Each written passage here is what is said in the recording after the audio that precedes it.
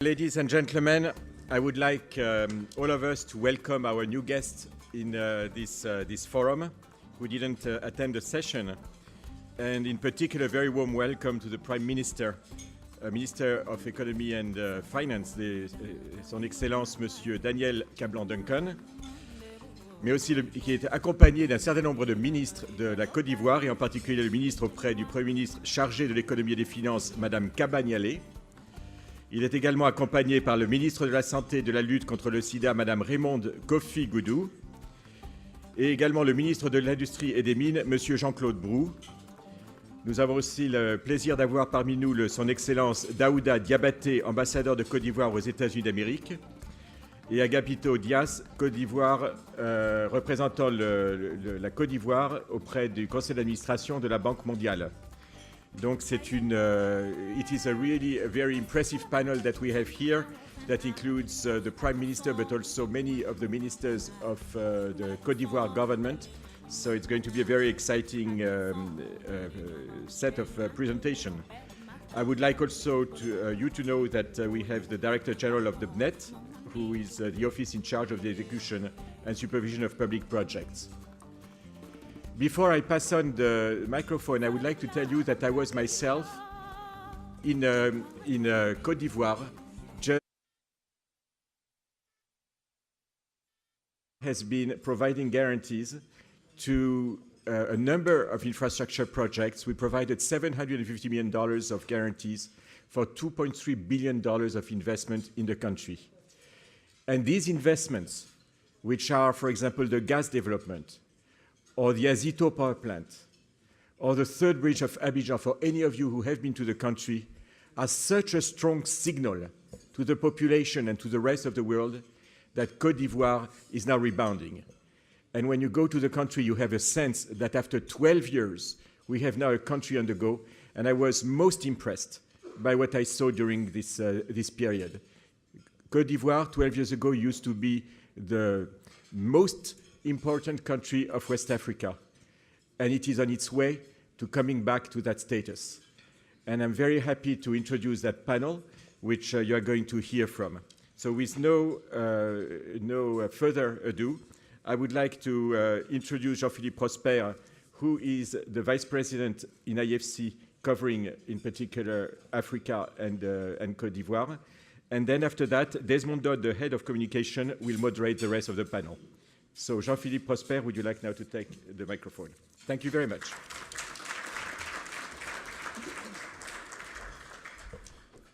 Thank you, Michel.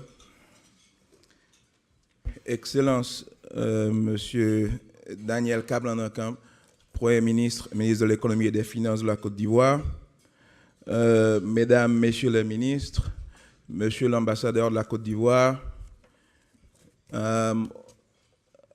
Monsieur Agapito Dias, directeur exécutif du groupe de la Banque mondiale, all protocol observers. Good afternoon.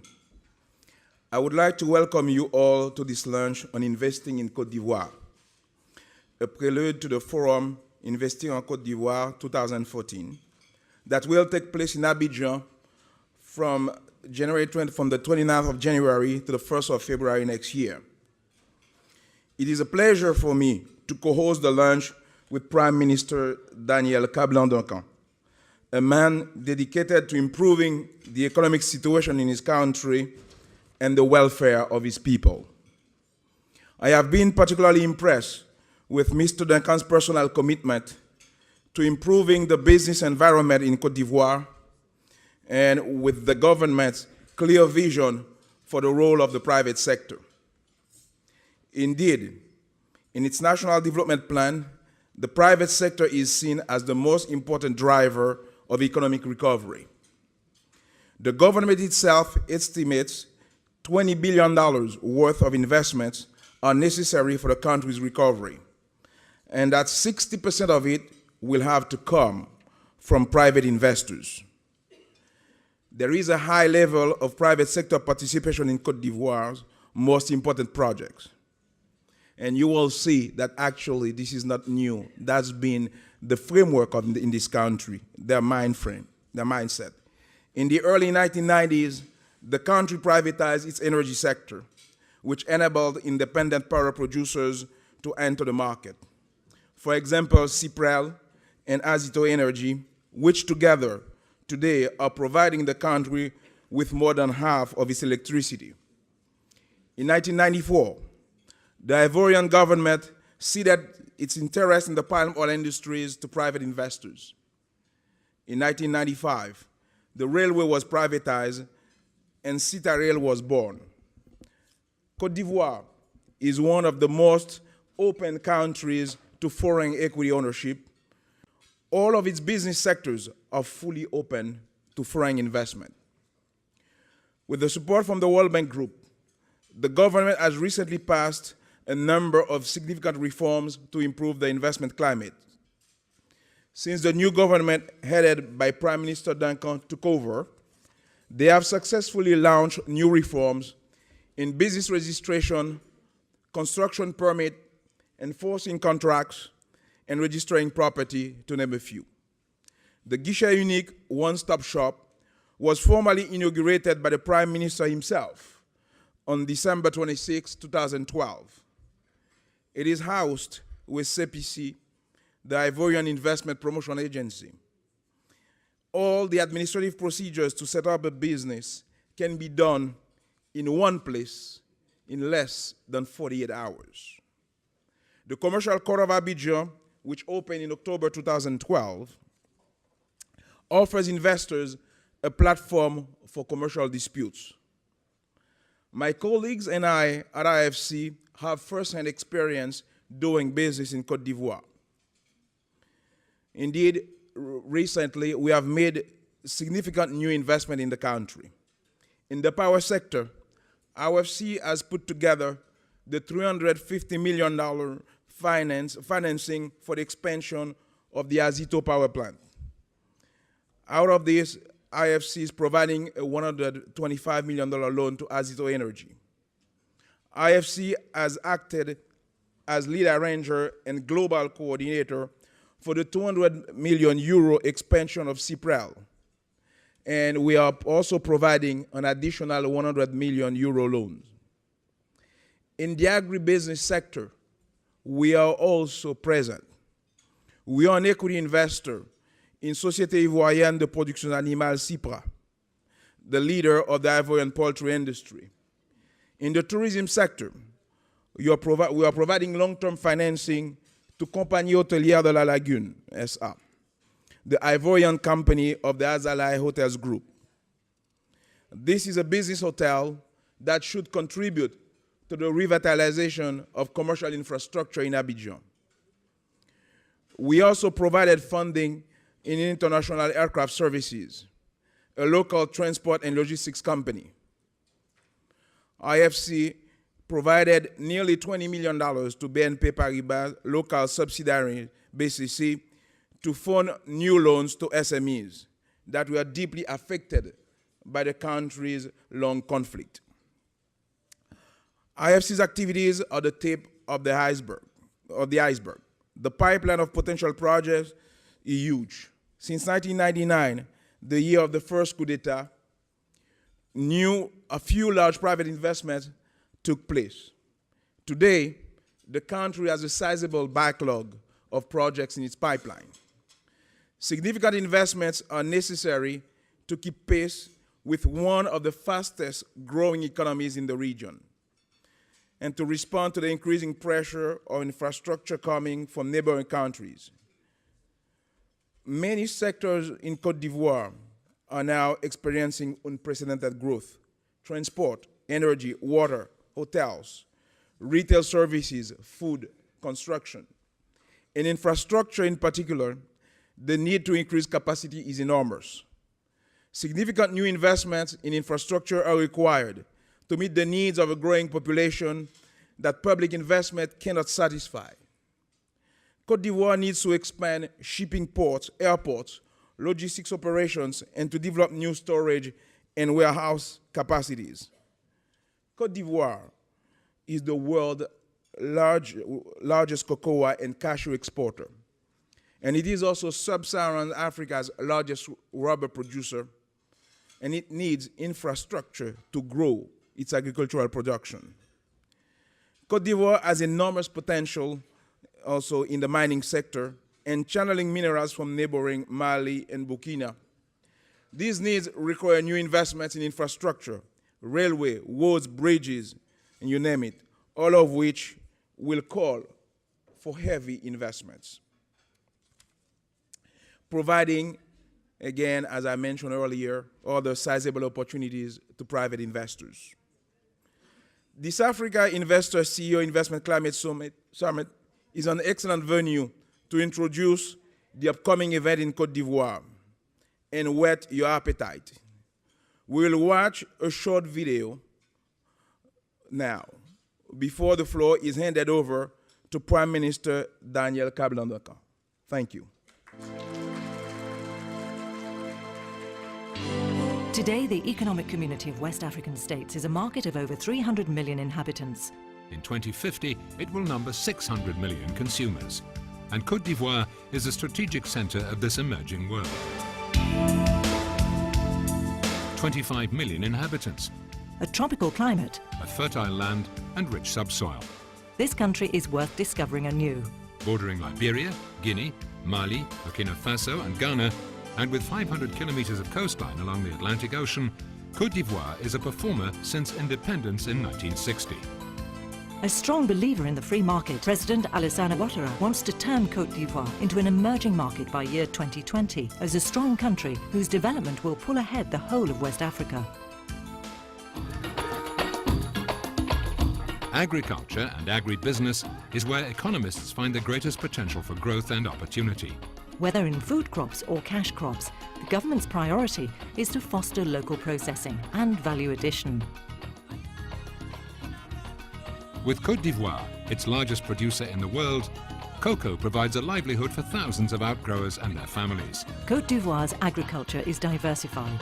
700,000 tons of crude palm oil, 450,000 tons of cashew nuts, natural rubber, coffee, tropical fruit.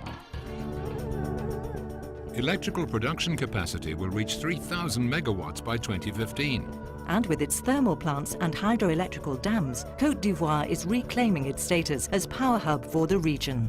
The offshore platforms produce 30,000 barrels a day, and new offshore wells recently drilled show promising signs. Côte d'Ivoire generates 200 million cubic feet of natural gas a day. Seismic exploration is ongoing at sea. The mining potential is vast. Gold, iron, manganese, nickel, bauxite, copper and diamonds. When combined, energy, mining and petroleum amount to an investment portfolio of 3,000 billion FCFA. Industrialization is at the heart of the growth strategy and already well on the way, starting with the processing of agricultural produce. A variety of industries meet both local and regional FMCG consumer needs. Global players in distribution, telephony and IT operate here. Banking, insurance, medical services, laboratories, consulting. The riches of nature, and even more the authentic traditions, are catching the eye of travel professionals. The government is investing heavily in the upgrading of economic infrastructure, Main projects include extending the nationwide road network, extending the Abidjan Airport business area, doubling capacity of Port of Abidjan terminals for containers, ores and cereals, upgrading San Pedro, the world's largest cocoa export facility, soon to also handle ores, creating a train line to support the development of mining capacity in the western part of the country, opening large hospitals. building social housing. Projects are starting in many areas, attracting investors from around the world. In key sectors, the government fosters public-private partnerships. To improve the business environment, a one-stop solution desk was created by investment promotion agency CEPICI. It facilitates the starting of a company, the granting of priority investment status, and the securing of a suitable industrial site. Thanks to concrete good governance initiatives, Côte d'Ivoire has improved its CPIA ranking with the World Bank. A fantastic development is the African Development Bank's decision to return its headquarters to Abidjan. While projected to be 9% in 2013, GDP growth should hit 10% in 2014. New opportunities are rising. In every field, Côte d'Ivoire is reclaiming its rank. Invest in Côte d'Ivoire. It's the smart thing to do. Côte d'Ivoire, the fastest growing emerging market. Please visit us in Abidjan in January 2014 for the exciting Invest in Côte d'Ivoire.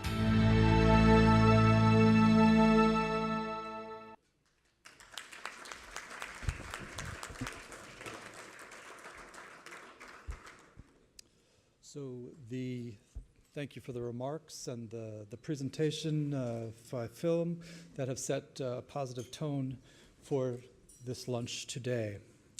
As you've seen, after years of crisis in Côte d'Ivoire, the country has improved its economic situation and is ready to promote the private sector and to compete with other markets for investment. We have a distinguished delegation from Côte d'Ivoire here today. I'll give the floor to Prime Minister, His Excellency Daniel Kablan-Duncan, who's been Prime Minister since November of 2012. He'll be presenting more information about Côte d'Ivoire and the main projects that have already been identified and are ready for rollout. Please welcome His Excellency.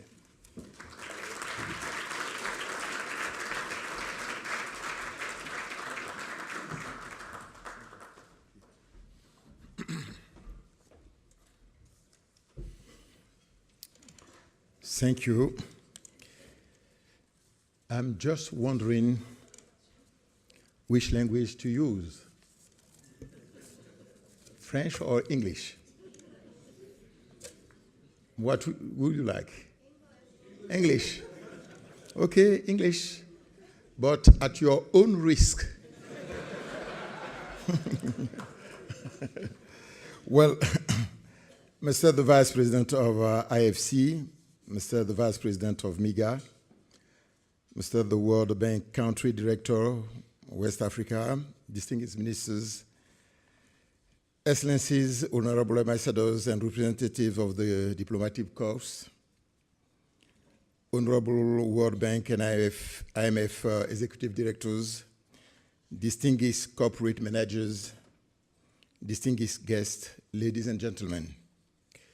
Well, let me, on behalf of His Excellency Alassane Ouattara, President of the Republic of Côte d'Ivoire, and on behalf of the government, start with addressing my heartfelt thanks to IFC for holding this meeting as part of the Forum Invest in Côte d'Ivoire 2014. This is a fitting place to pay tribute to the excellent relations between Côte d'Ivoire and the World Bank, represented by Mr. Jean-Philippe Prosper, Vice President for Africa, Latin America, Caribbean of the IFC, Mr. Wamser, Vice President of MIGA, and Madali Tal, the World Bank Country Director, West Africa. Allow me also to warmly welcome all the corporate managers who have accepted to take part in this luncheon, despite a schedule that we know particularly busy at this time. Excellencies, ladies and gentlemen, the country hosting you today, Côte d'Ivoire, has an estimated population of 23.8 million inhabitants and is the largest economy in the West African Economic and Monetary Union. With 8 countries, we have the same currency and about 100 million people. Côte d'Ivoire accounts for 40% of GDP in the West African and Monetary Union and is, according to the year, the third or the second largest economy of ECOWAS country, which include 15 countries and 300 million inhabitants. Côte d'Ivoire, as mentioned earlier, is the world leading producer of cocoa, the leading African cashew producer, and the world second largest producer of this product after India. The leading African rubber producer, but also a major producer of palm oil, pineapple, banana, and so on. There is no need to mention that Côte d'Ivoire has a high agricultural potential for other crops, such as rice, fruits, and vegetables, and cotton. The country is also endowed with substantial natural resources, including oil, natural gas, iron ore, gold, manganese, nickel, and platinum, diamond. Well, then I've been told that we also have scandium. Do you know what is scandium? Okay, it's a rare mineral. It's used for plane. And I've been told when I was in Canada just 1 week ago that we have the largest scandium ore in the world. So come and see that in Côte d'Ivoire. In addition, Côte d'Ivoire has significant economic infrastructure, including 6,500 road network of paved roads, which is the largest in the sub-region. We have 2 high international performing ports. The autonomous port of Abidjan is the largest port in West Africa and the 3rd in Africa after the ones in Durban and Lagos. And the port of San Pedro, which is the largest, is the first cocoa exporting port in the world. We have 3 international airports in Abidjan, Bouaké, and Yamoussoukro, but also a good national communication network. Excellencies, ladies and gentlemen, in economic terms, it should be noted that the fundamentals choice made by Côte d'Ivoire from its independence on August 7, 1960, are as follows. Economic liberalism, open up to the outside world, making the national and international private sector the engine of economic development. These courageous choices at the time of African independence helped achieve an economic growth rate averaging 7% over the 21st years and hosted Côte d'Ivoire to the top position of WEMU economy and make a major port of entry to the ECOWAS region. From the 1980s, particularly following changes in the international environments, you know, there was oil price shocks, the drastic fall in price of agricultural commodity, and the sharp rise in international interest rates. Côte d'Ivoire was confronted with economic crisis that led the country to resort to several structural adjustment programs. This adjustment was supplemented by the devaluation of the CFA franc in 1994, followed by deep structural and sectoral reforms to further liberalize the economy and improve its competitiveness. Following these major reforms, Côte d'Ivoire began to revive economic growth rates sustained by an average of 6% between 1995 to 1999. But from 1999 to 2010, political crisis slowed these economic dynamics. Thus, since His Excellency Alassane Ouattara has been assuming his function of head of state of Côte d'Ivoire in mid-2011, significant actions has been undertaken in 3 main areas, namely peace and security, national reconciliation and social cohesion, reconstruction and economic recovery. In economic terms, these actions helped to achieve very good performance and result in an economic growth rate of 9.8% in 2012, estimate 8.7% in 2013, according to the IMF, and for 2014, the project rate is 8.6, according to the IMF mission, who was in Côte d'Ivoire in September 2013. But you know that as far as the government is concerned, we want to have a double-digit growth in 2014. We have some discussion on that with the IMF. These rates are among the highest in Africa, even the world. In effect, since mid-2011, these results have been obtained through an acceleration of structural and sectoral reforms to stabilize and improve the macroeconomic framework and strengthen the competitiveness of our economy. These reforms mainly aimed at reducing the time and cost of all economic initiative securing and simplifying administrative procedures relating to private investment. In this respect, I would like to remind you of the main actions, which included adoption of a new code and more attractive investment code in force since June 2012, which provides greater benefits to investors. Establishing a one-stop shop for business formalities with the aim of facilitating business creation within 48 hours, issuing investment approval within 21 days, and facilitating access to industrial sites. Establishing of the commercial courts of Abidjan since October 2012 to facilitate the settlement of disputes between private sector actors. Reducing the cost for starting up a business in Côte d'Ivoire, which was decreased from US dollar 1,222 to US dollar 374. Creation of a one-stop shop for foreign trade to streamline imports and export procedures. Passing of a Competition Act to curb anti-competitive practices. Establishing an institutional and legal framework to promote the development of basic infrastructure for the economic emergence in the context of public-private partnerships. Revision of sector-specific codes like electricity code, mining code, petroleum code, telecommunication and information technology codes.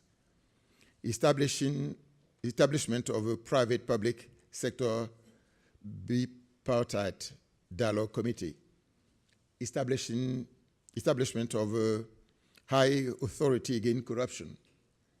Passing a law on the executor of adjudication decisions and implementing a new privatization program after those of 1995 to 1999. I'm particularly pleased to note that Côte d'Ivoire increased its ranking as told by the World Bank. I won't give you the figure, but if you like it, I will do it later on. Also, this action aiming to improve the business environment continue in the context of doing business and the Millennium Challenge Cooperation programs. The aim of the government is namely to increase largely global investment from 13.7% of GDP in 2012 to 19.1% in 2013 and to 25% in 2015 by increasing the contribution of the private sector to 65 to 70%, up from 64% in 2012. The government is in this way preparing the conditions for a return to the capital market in order to capture resources to accelerate investment. Excellencies, ladies and gentlemen, promoting private investment through significant improvement in the business climate aims at making the private sector the main driver of economic growth. Proud of its renewed dynamism, the Ivorian economy offers many business opportunities.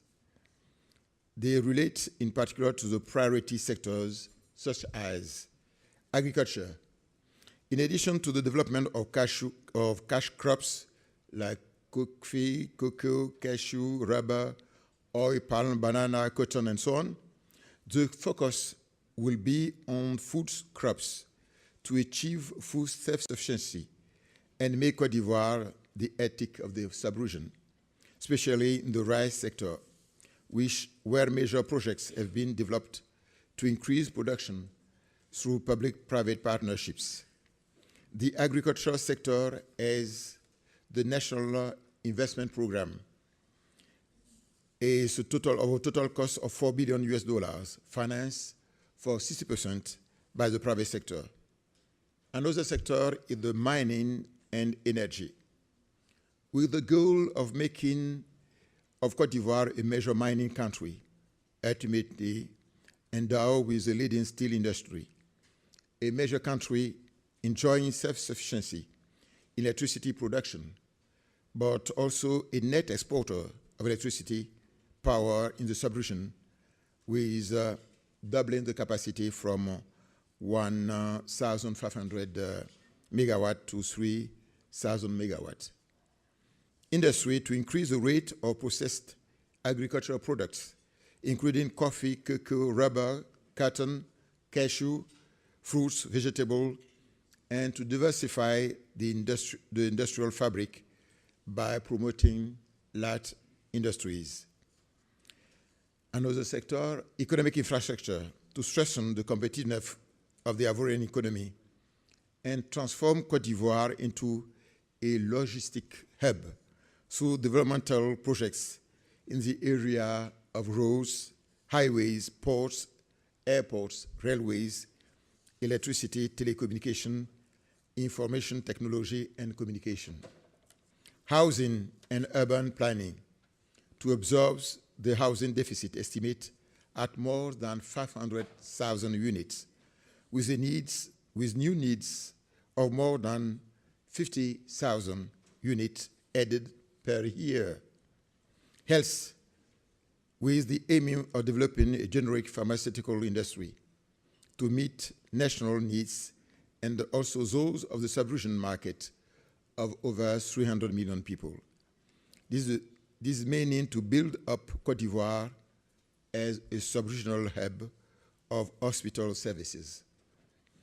Investment needs for the different sectors amount to 22 billion US dollars over the period of 2012 to 2015, of which 9 billion for 54 public projects and 13 billion US dollars to 60 private projects.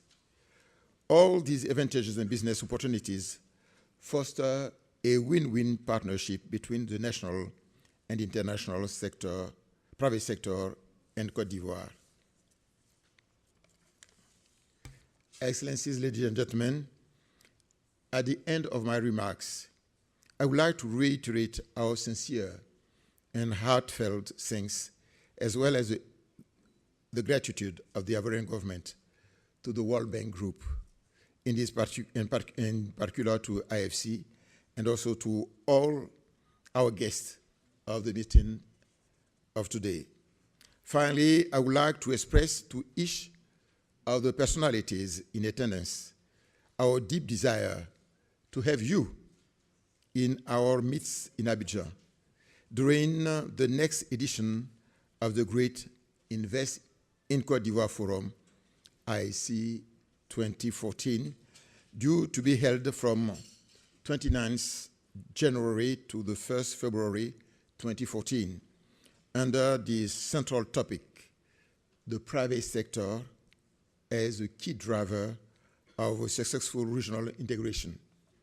4 ECOWAS countries are guests of honor at this forum, namely Burkina Faso, Senegal, Ghana, Nigeria. Burkina Faso and Senegal will be represented by their prime ministers, Ghana and Nigeria by the vice president. We hope to host about 3,000 investors in Côte d'Ivoire from all the 5 continents. So well, see you soon in Abidjan. Thank you again.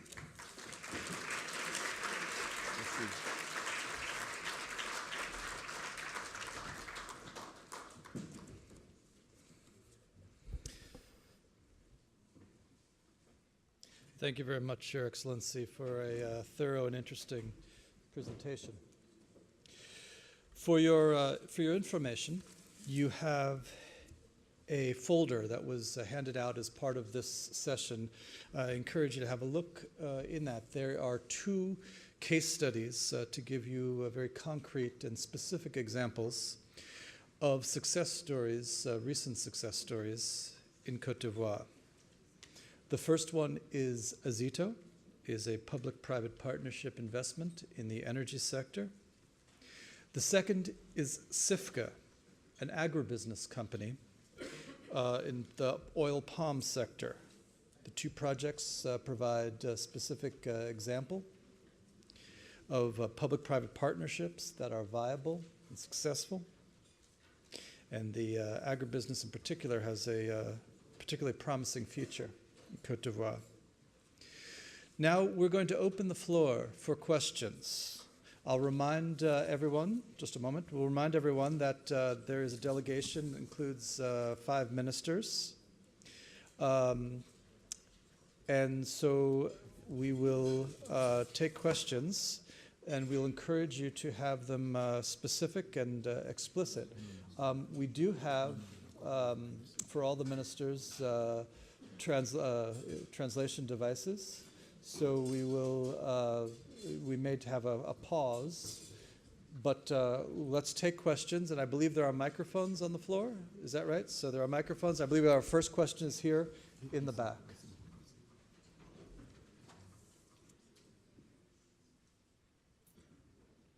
Good afternoon, Mr. Prime Minister and other distinguished ministers. My name is Donna Sims Wilson, and I'm an investment banker here in the United States. And you mentioned in your remarks that Côte d'Ivoire was interested in accessing the international global capital markets. And as I understand, you are also Minister of Finance. My question is this: Ghana, Rwanda, Zambia, and Senegal in recent months have accessed the dollar-denominated Eurobond market, and their offerings have been greatly and wildly oversubscribed. Could you please discuss in more detail your plans to access the global financial markets as well as the debt markets within your country? Thank you. Okay. Please go ahead. Okay. Okay. Do you hear me? Okay, thank you.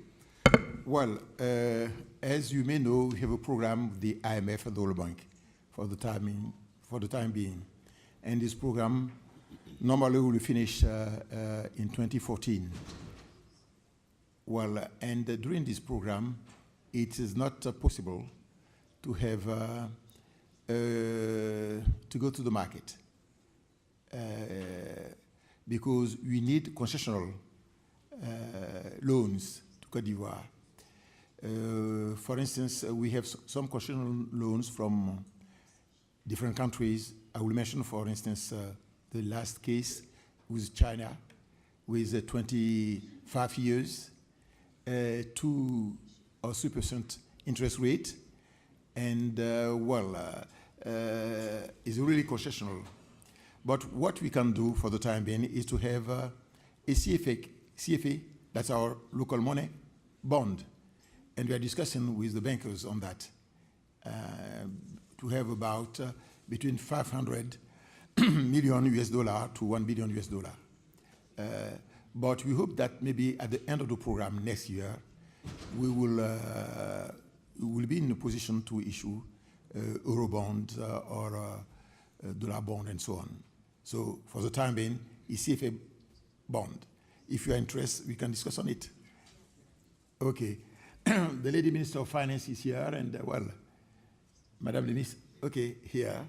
And she's the right person to have this kind of discussion. Please, stand up, please. Quel vous voit? Okay. Mrs. Kabaniali is the right person. Okay. Okay. M'exprimer en français parce que je crois que en anglais vous allez moins comprendre. Je crois que le Premier ministre l'a dit, nous sommes sous programme et nous avons les financements que nous avons le droit de prendre, répondre à un certain nombre de caractéristiques et nous ne pouvons pas aller émettre des eurobonds. Cependant, évidemment, nous avons quelques ambitions en matière de financement. Et nous sommes en train d'examiner donc la possibilité, on a commencé à en débattre avec les services du fonds, la possibilité de lever des ressources longues en CFA. C'est ça. En CFA. Donc voilà, j'espère qu'il y a des investisseurs qui sont dans la salle, qui ont eu l'occasion d'écouter Monsieur le Premier ministre et qui vont venir nous accompagner si cette option était retenue donc, en partenariat avec le fonds. En tout cas, nous avons une économie qui a des perspectives intéressantes. Ceux qui ont suivi donc, la conférence hier avec le président de la Banque mondiale, il a donné toutes les opportunités que offre la Côte d'Ivoire. Il a dit notamment que la Côte d'Ivoire fait partie de l'un des 5 pays africains qui ont le plus de croissance, sous la conduite, bien sûr, grâce au management du président ivoirien. En 2014 également, le président de la Banque mondiale dit que nous serons parmi les 5 pays africains avec la plus forte croissance, taux de croissance. Donc, voilà. Venez. Donc, elle est disponible à vous rencontrer, justement. Ah, bien sûr. Oui, la dame. Bien sûr. OK. So, yeah, OK, yeah. OK. Please. OK. OK. Is there another question? Very good. So, would you like to translate that, or do you want me to summarize that? Okay, well, I can summarize it. Okay. That she reiterated some of the remarks of the Prime Minister, that they're working within a framework without specific access immediately to the Eurobond market, but they'll be discussing that with the IMF. She hopes that there are many investors here today to hear the presentation of the Prime Minister and to work with the government of Côte d'Ivoire. She noted that the Côte d'Ivoire is one of the fastest growing countries today in Africa, with the intention of becoming one of the 5 most important economies in sub-Saharan Africa, and she looks forward to working with investors. I think it's one of the 5 in the world. For the growing, for the high level of GDP growth. Very good. Okay, thank you again. So can we open the floor to further questions? Please, there's a question here in the center. Yes, please. Omoy Guérin, Portals LLC. I was just wondering, you mentioned that there's a big need for housing. Yes. If I was bringing investors into Côte d'Ivoire, where would we start? Okay. Well, as I mentioned earlier in my speech, the needs are, the deficit in housing is 500,000 units to be built, not only in Abidjan, but also in the cities, inland. So, well, and the needs are 50,000 each year. The 500,000 needs is due to the crisis in Côte d'Ivoire. And, well, we have a program. The first program is 60,000 to be built in Abidjan, social and medium price units. So we have launched, it's open to the international investors. For instance, we have one from Morocco called Ladoa, who is building 10,000 units. We have some coming from China, the other coming from European countries. So that's open. So if you are US investors and you want to invest there, we can give you the address of the minister in charge of construction and housing in Côte d'Ivoire, and will be more than welcome in Côte d'Ivoire for this. We have different type of housing, low, medium, and high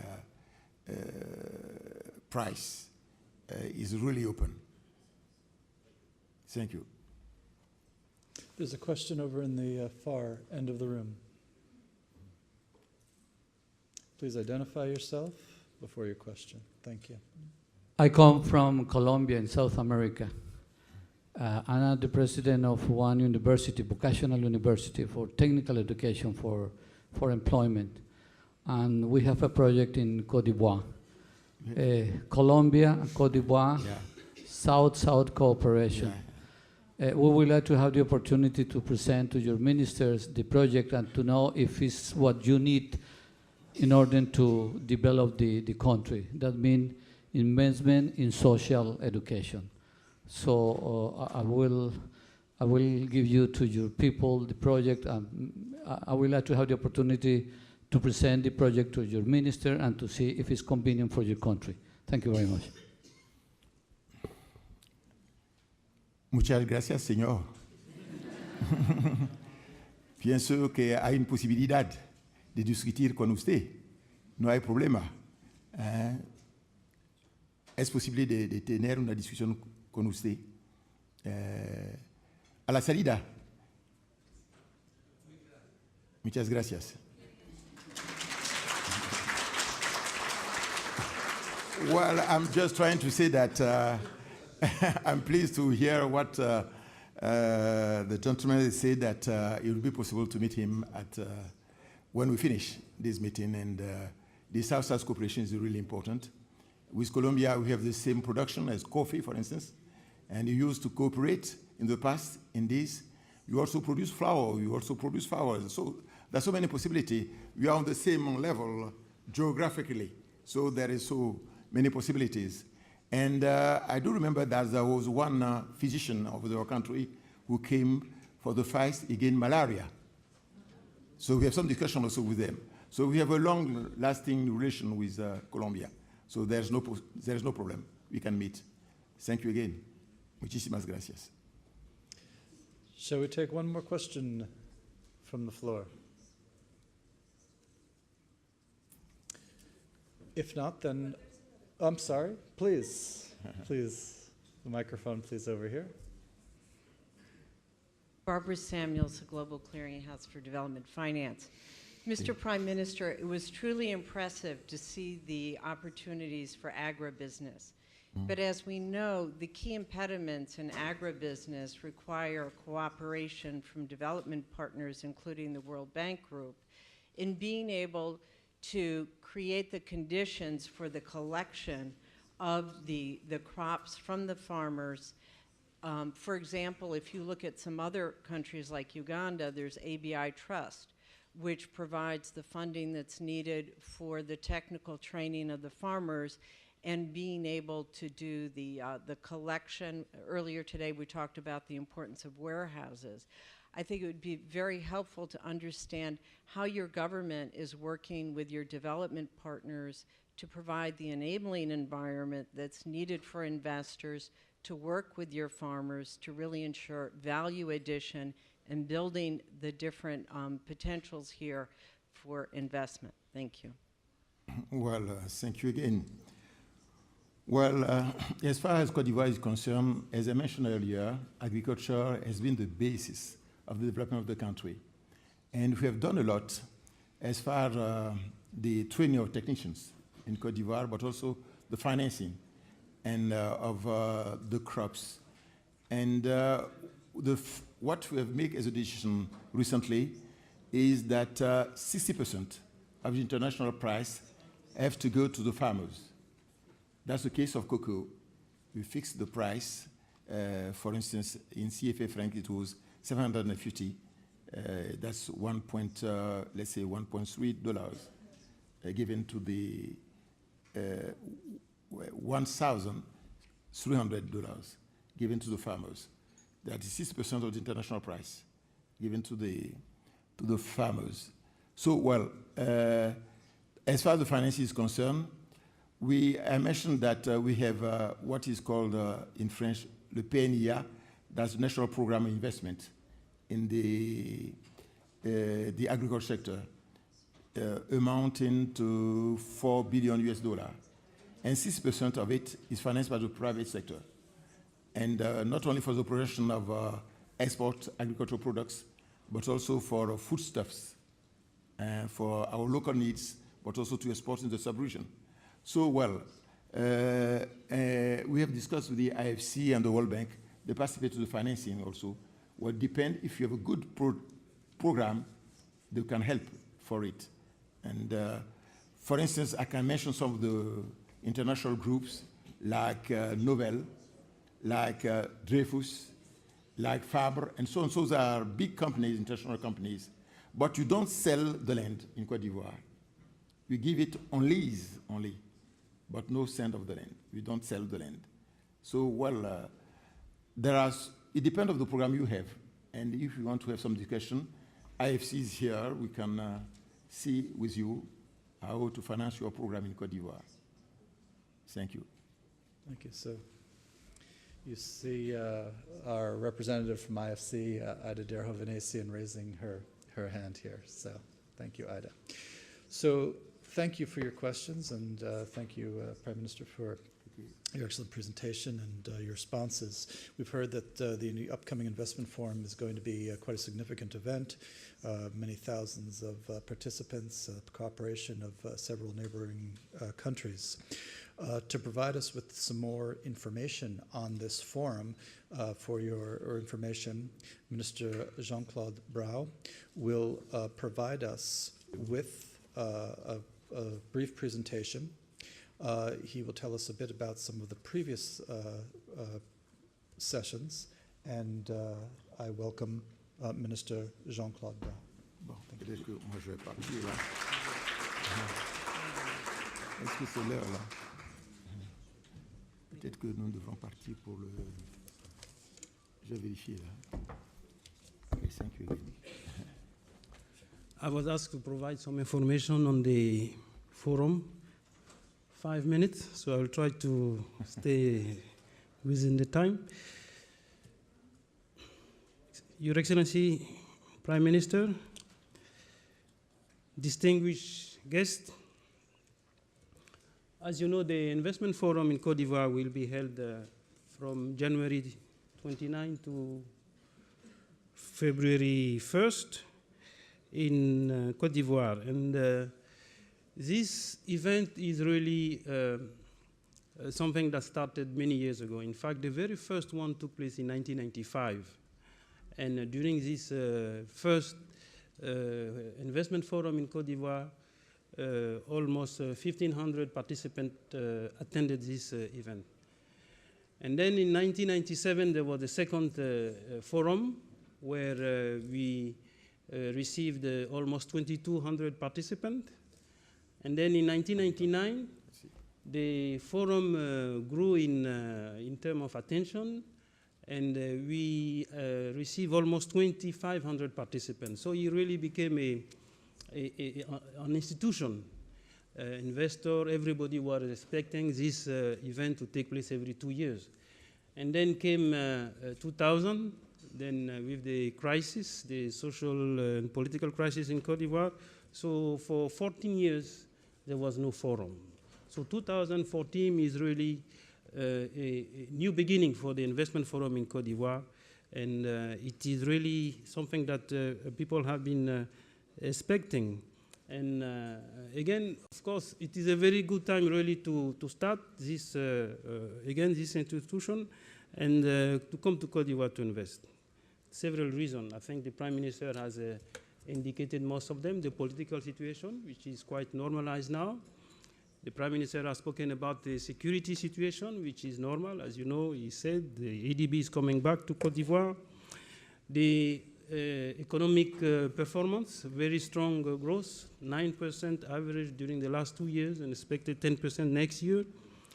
Several reforms, strong reform, which really aim to really strengthen the economy, increase competitiveness, liberalize further the economy, streamline administrative processes, and attract foreign direct investment. And then there is a regional dimension, as he indicated. Côte d'Ivoire is a member of the WAMU country. It's a 100 million economic union. It's really the most achieved form of economic union with a common with a custom union and a common currency. Côte d'Ivoire is also a member of ECOWAS, 300 million people, so it's a very large market. And really to focus on this regional aspect for the forum, it was indicated that Nigeria will attend at the highest level. The Vice President will be there. In Ghana, the Vice President also will be there. Senegal and Burkina will be represented at the prime minister level. So the regional aspect is really the key, and this is why the topic, the theme of this forum is really how to leverage private sector to strengthen and enhance regional integration. So we will have several topics during this forum. The first one is really agribusiness. I think there was a question on agribusiness. Côte d'Ivoire industrial sector is essentially 2/3 agribusiness, so there will be a focus on agribusiness. The second one will be on infrastructure, energy, transport, and so on, and PPPs. So there will be a focus on that. The third one will be on sustainable development. The fourth topic will be on renewable energy. And the last one will be on small and medium-sized enterprises. We have the honor at this investment forum to have the managing director of the IMF, which will participate through video. She will have the opportunity to address to the participants during this forum. And we will also have the privilege to have several senior staff, senior management of the World Bank group, the World Bank, IFC, which is hosting this event today, MIGA, ADB, the African Development Bank, IDB, and so on. And as you know, to prepare this forum, we have been on the road. 2 weeks ago, the Prime Minister was in Canada to really promote this forum at the 30th Africa Forum. Today, owing to IFC, we have this event here, and I would like to take the opportunity to thank IFC. And in 2 weeks' time, we'll have the opportunity to promote this event again in London with the help of the British government. So it is really a very good time to go to Côte d'Ivoire. I think there will be the opportunity to discuss, have a lot of business contact, B2B, and also to do some tourism. And this will be the opportunity for many to really discover the tourism of Côte d'Ivoire, the rich, diversified cultural asset, and enjoy the food of Côte d'Ivoire. So see you in Abidjan in 2014.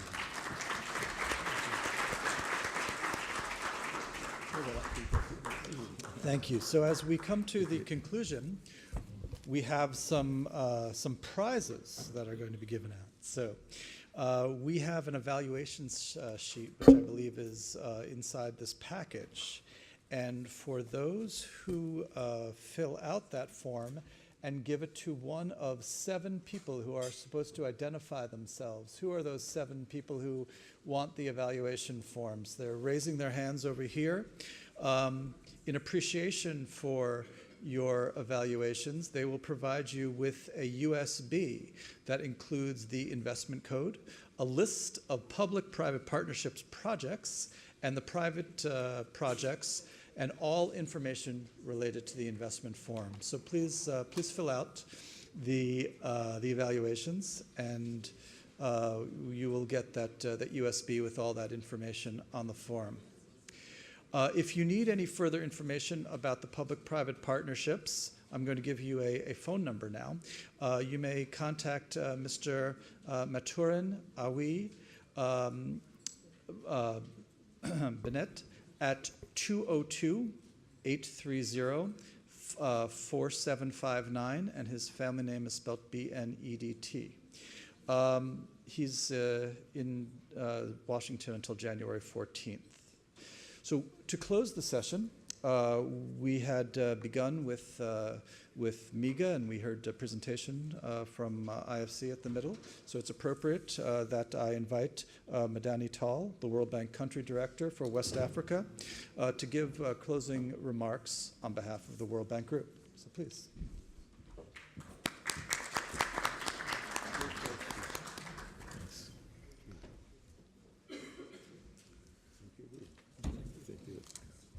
Excellency Mr. Prime Minister, members of Cabinet and representatives of government agencies, distinguished private sector participants, ladies and gentlemen.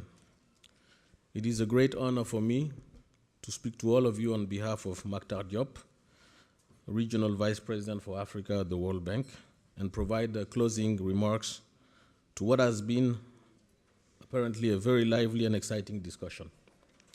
As you know, today's launch was organized by IFC and the government of Côte d'Ivoire as a pre-meeting of the Investir en Côte d'Ivoire forum scheduled to take place in Abidjan from January 29 to February 1st. So it's an appetizer to the main event. I'm sure you will all agree with me that this pre-meeting has been truly inspiring, as shown by the high quality of presentations and contributions from all participants. The discussion has been marked by a very clear show of engagement by the government, manifested by the strong commitment displayed here by the Prime Minister, who actually spoke only a few languages that he knows. I think had he had a question from a Portuguese investor or from a Chinese investor, he would have answered in the same language.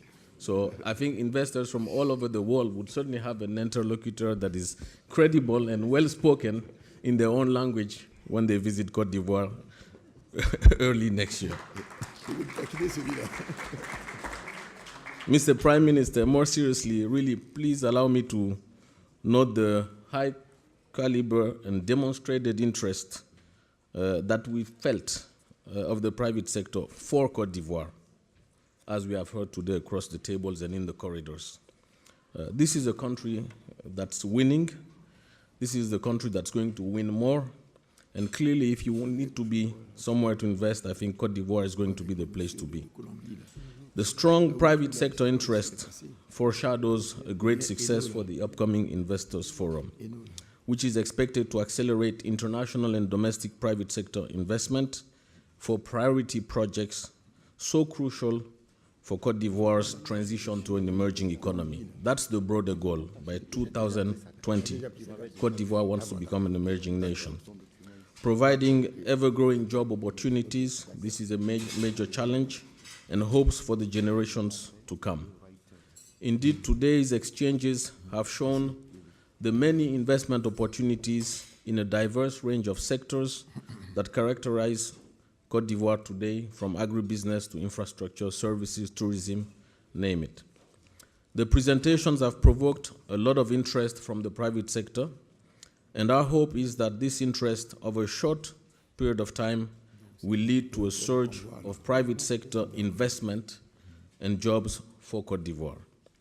Continued and vigorous government effort in strengthening the investment climate and fostering an enabling environment will be critical conditions of success moving forward. You've had proof that government is working on these. As already noted by our host, IFC VP, Mr. Jean-Philippe Prosper, the World Bank Group is strongly committed to supporting the government's effort to sustainable growth and development in Côte d'Ivoire, as attested by the strong and diverse portfolio of operations and direct support to private sector initiatives already mobilized and under development. Mr. Prime Minister, members of Cabinet, distinguished participants, the World Bank Group was pleased to facilitate the successful consultative group meeting in Paris last year, catalyzing support of development partners and private sector on Côte d'Ivoire's development agenda. And in the same vein, we are fully committed on supporting the upcoming Investors Forum Investir en Côte d'Ivoire.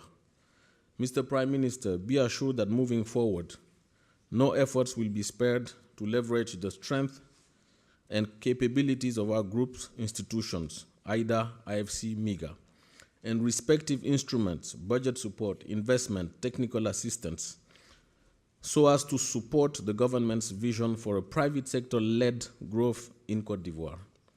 Allow me to close on a personal note. Since taking up my post as Director of Operations for the bank in 2008, I've always been convinced that Côte d'Ivoire had the potential to make a strong comeback as a regional investment hub and as a regional leader, the place it should have always been, following the return of stability and a favorable investment climate. This is what's going to happen, without any doubt. Distinguished participants, ladies and gentlemen, Côte d'Ivoire is clearly and definitively back on the global investors map and is regaining its rightful place as a regional leader and economic locomotive, excuse my French, couldn't find a better translation in English, in West Africa. It is therefore a particular honor to close this event on behalf of the World Bank Group and to invite the private sector to actively take part in what promises to be a very exciting investors forum in January 2014. Thank you all for very fruitful exchanges today. We look forward to a very successful investors forum in Abidjan, and we look forward to counting many investors going forward. Thank you very much. Doing business in Africa, you can't afford to be without Africa Investor.